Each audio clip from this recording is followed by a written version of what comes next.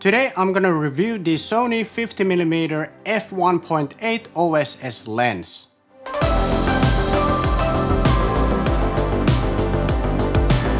How's it going? My name is Jussi and this channel is all about filmmaking tips and tutorials and camera gear. Today I'm gonna talk about the Sony E-mount 50mm F1.8 OSS lens. I'm gonna go through what's good about it, what's bad about it, and why I think personally that it's the best tele lens for the Sony A6000 series cameras. If you're interested in the lens, I've got it linked in the description below. Let's start with what's good about this lens. It comes around $350, which makes it very affordable and it has a great bang for your buck. This lens is ideal for medium close-up shots and close-up shots, and because it has a wide open aperture of f1.8 and therefore lets more light into the sensor, that makes it ideal for low light filming. And also because of that wide open aperture, it gives you this nice cinematic looking bokeh, also known as background blur. When you use this 50mm lens on a Sony A6000 series camera like the Sony A6500, that makes it equivalent to 75mm on a full frame. To simplify what that means is, a 50mm focal length on full frame is actually 50mm.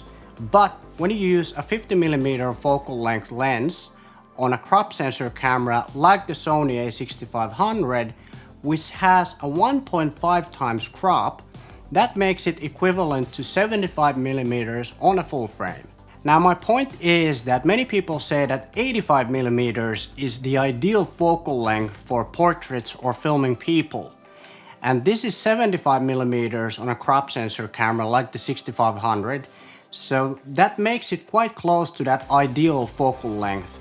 And that's why I like this lens so much, because when you're filming people it gives that nice bokeh background blur. I actually used this lens quite a lot when I was filming a promotional video for my client, a Filipino restaurant called Paisano, which is one of the best restaurants and cocktail bars here in Helsinki.